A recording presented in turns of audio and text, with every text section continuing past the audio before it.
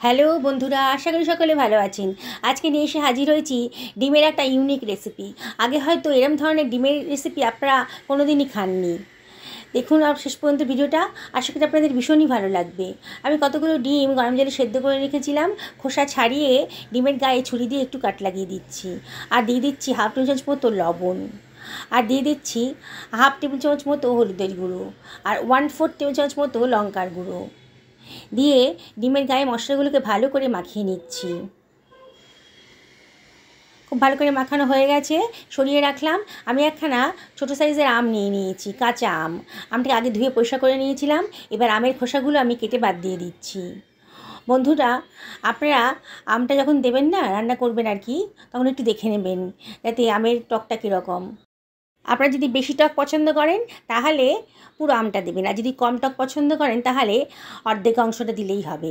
আমি একটা গ্রেটারের সাহায্যে আমটাকে গ্রেট করে নিলাম।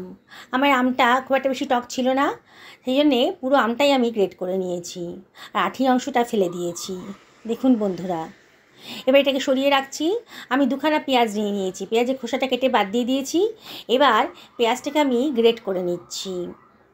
বন্ধুরা, রেসিপিটা কিন্তু বানানো একেবারেই সোজা, বিগিনার্সরাও একবার দেখলে পরে বানিয়ে ফেলতে পারবেন, কিন্তু এর টেস্ট ভুলতে পারবেন না। দুখানা পেঁয়াজই গ্রেট করা হয়ে গেছে। এবার আমি সরিয়ে রাখছি পেঁয়াজটাকে। আমি একটা কড়াই গরম করতে দিয়ে দিয়েছি, তার মধ্যে দিয়ে দিলাম সর্ষের তেল। তেলটা যখন গরম হয়ে গেছে 1 চিমটা লবণ দিয়ে দিলাম। 1 চিমটা লবণ দেওয়ার কারণ হচ্ছে তেলের সর্ষের তেলে কাঁচা গন্ধটা আর থাকবে না।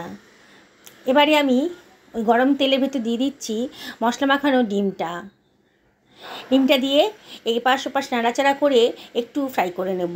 খুব বেশি কড়া করে ভাজবো না। হালকা কালার যখন এসে গেছে ডিমের গায়ে, তখন আমি এই ডিমগুলোকে তেল থেকে সরিয়ে রাখছি অন্য একটা পাত্রের ভেতর। ডিমগুলো ভাজা হয়ে গেছে। এবার ওই তেলের ভেতরে আমি দিয়ে দেব গোটা গরম মশলা, দারচিনি, লবঙ্গ আর ছোটো এলাচ। অবশ্যই ছোটো এলাচের মাথাটা একটু ফাটিয়ে দেবেন, নাহলে কিন্তু ফাটবে। এবার হাফ টেবিল চামচ মতো গোটা জিরে দিয়ে দিলাম। একটু নাড়াচাড়া করে নিচ্ছি। খানিক্ষণের মধ্যেই কিন্তু একটা সুঘ্রাণ গন্ধ বেরোতে আরম্ভ করবে। তখন গ্রেট করে রাখা পেঁয়াজটা এর ভেতরে দিয়ে দেবেন, দিয়ে একটু নাড়াচাড়া করে নেবেন। দেখুন পেঁয়াজের কালারটা কিন্তু চেঞ্জ হয়ে গেছে, মানে কি পেঁয়াজের কাঁচা ভাবটা কিন্তু আর নেই, কালারটাও চেঞ্জ হয়ে গেছে। পেঁয়াজের গা থেকে তেল বেরোতে শুরু করে দিয়েছে। এবার আমি এর ভেতর দিয়ে দিচ্ছি 1 টেবিল চামচ মতো আদা রসুনের পেস্ট, দিয়ে আবারও সব কিছু ভালো করে মিশিয়ে নিচ্ছি। বন্ধুরা, অনবরত কিন্তু নাড়তে হবে, নাহলে কিন্তু পোড়া লেগে যাবে। এবার আমি দিয়ে দিচ্ছি গ্রেট করে রাখা আমটা। এবার আবারও সব কিছু ভালো করে মিশিয়ে নেব। খুব ভালো করে আমটা মশলার সাথে মিশিয়ে নেব, যাতে আমটা ভালো করে কষানো হয়ে যায়। অনবরত কিন্তু নাড়তে হবে।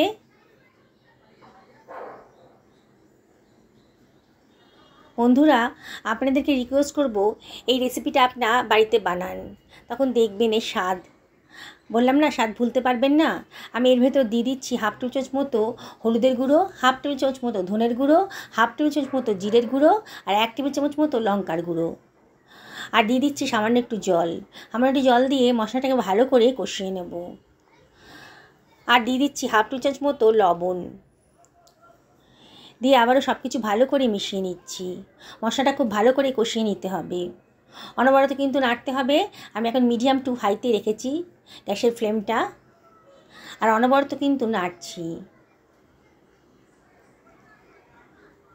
দেখুন বন্ধুরা, মিনিট খানেক ধরে কিন্তু ভালো করে নাড়াচাড়া করে নিয়েছি। এবার ঢাকা দিয়ে আরও মিনিট 3 রান্না করে নেব, একেবারে লো ফ্লেমে। 3 মিনিট বাদে ঢাকাটা খুলে দিয়েছি। দেখুন মশলাটা কিন্তু পেঁয়াজ আর আমটা কিন্তু দেখেই মনে হচ্ছে সেদ্ধ হয়ে গেছে, আর মশলাটাও কষানো হয়ে গেছে। তাও আবার ভালো করে নাড়াচাড়া করে নিচ্ছি। আরও ভালো করে মশলাটা কষিয়ে নিতে হবে। অল্প একটু জল দিয়ে দিলাম, দিয়ে আবারও মশলাটা ভালো করে কষিয়ে নেব। তেল তো খুব বেশি দিইনি, তাই মশলার গা থেকে তেল বেরোবে না, তাই অল্প অল্প জল দিয়ে মশলাটাকে ভালো করে কষিয়ে নিতে হবে। মশলাটা কষানো হয়ে গেছে, এবার দিয়ে দিলাম হাফ টো চামচ মতো চিনি আর কতগুলো কাঁচা লঙ্কা। চিনিটা দিলাম একটু টকটক ঝালঝাল মিষ্টি মিষ্টি খেতে হবে বলে। আর চিনিটা যদি আপনাদের অপছন্দ হয় তাহলে চিনিটাকে অ্যাভয়েড করবেন, তবে দিলে পরে কিন্তু খুব সুন্দর একটা টেস্ট আসে। আবারও সব কিছু ভালো করে মিশিয়ে নিচ্ছি। দেখুন বন্ধুরা, এবার কিন্তু দিয়ে দিচ্ছি 1 বাটি মতো গরম জল। গরম জল দেওয়ার চেষ্টা করবেন, তাহলে রান্নার কালারটাও সুন্দর থাকবে আর রান্নাটাও খুব তাড়াতাড়ি হয়ে যাবে। আবারও সব কিছু ভালো করে মিশিয়ে নিলাম। দেখুন মশলাটা কিন্তু খুব ভালো করে কষানো হয়ে গেছে, ওপরে তেল ভেসে এসেছে। এই অবস্থায় আমি ভেজে রাখা ডিমগুলো এর ভেতর দিয়ে দিচ্ছি। দেখছেন তো বন্ধুরা, একেবারে নতুন স্বাদের রেসিপি। খেলেই কিন্তু একবার যদি খান না, তাহলে বারে বারে খেতে ইচ্ছা করবে। এই বলি কি, এই গরমের সিজন থাকতে থাকতে কাঁচা আম দিয়ে রেসিপিটা একবার বানিয়ে খেয়ে নিন, তাহলে কিন্তু আফসোস করতে হবে। ওপর থেকে ধনেপাতা কাটা ছিল ছড়িয়ে দিলাম, আর দিয়ে দিলাম হাফ চামচ মতো গরম মশলার গুঁড়ো। বন্ধুরা, রেসিপিটি যদি ভালো লাগে তাহলে লাইক করবেন, শেয়ার করবেন আর অবশ্যই কমেন্ট করে জানাবেন। নতুন বন্ধুদেরকে রিকোয়েস্ট করব আমার চ্যানেলটা সাবস্ক্রাইব করার জন্যে। পাশে থাকা বেল আইকনটা অবশ্যই ক্লিক করে দেবেন। আমি ঢাকা দিয়ে দিলাম মিনিট 2-3 জন্যে। দেখুন ঢাকা তুলে দিয়েছি, আমার রান্নাটা কিন্তু কমপ্লিট হয়ে গেছে। দেখছেন তো কালারটা, আর খেতে সত্যি বলছি একেবারে ইউনিক রেসিপি। যদি একবার খান না, এর স্বাদ কিন্তু সত্যি ভুলতে পারবেন না। যাকেই খাওয়াবেন সেই কিন্তু আপনার প্রশংসা করবে। একটু গোলমরিচের গুঁড়ো দিয়ে দিলাম, তাতে টেস্টটা কিন্তু আরও বহুগুণ বেড়ে গেল। দারুণ সুন্দর দেখতে হয়েছে আর খেতেও কিন্তু দারুণ সুন্দর হয়েছে। পুরনো বন্ধুদেরকে রিকোয়েস্ট করব, আমার রেসিপিটা যদি ভালো লাগে তাহলে লাইক করবেন, কমেন্ট করবেন আর শেয়ার করবেন। আপনাদের সাপোর্টের জন্যই এত দূর আসতে পেরেছি, তাই আপনাদেরকে অনেক অনেক ধন্যবাদ। দেখুন আমার রান্নাটা কিন্তু কমপ্লিট হয়ে গেছে। একটা সার্ভিং প্লেটে এবারে আমি এটাকে সার্ভ করে দিচ্ছি। দেখেছেন এর কালারটা? দেখে মনে হচ্ছে না কোনো দামি হোটেল থেকে আনানো হয়েছে ডিমের এই কষাটা? কিন্তু দেখলেন তো কত অল্প তেল মশলা দিয়ে একটা নতুন ধরনের রেসিপি আজকে আমি তৈরি করে ফেললাম। আমি চেষ্টা করি ঘরোয়া পদ্ধতিতে ঘরে থাকা উপকরণ দিয়েই রেসিপি বানানোর জন্যে। তাই এই অল্প খরচের মধ্যে চটজলদি রেসিপি যদি দেখতে চান তাহলে আমার চ্যানেলটা আপনারা সাবস্ক্রাইব করবেন। দেখুন এর কালারটা, দেখেই লোভ লাগছে তো, তাহলে আর দেরি করছেন কেন? আজকেই বানিয়ে ফেলুন না। লুচি, রুটি, পরোটা যার সাথেই খান না কেন, এবার কিন্তু খানিকটা বেশি খাওয়াই হয়ে যাবে। ভাত খাবেন, ভাতও কিন্তু বেশি খাওয়া হয়ে যাবে। আজকে আমি ভাতের সঙ্গে খাবো।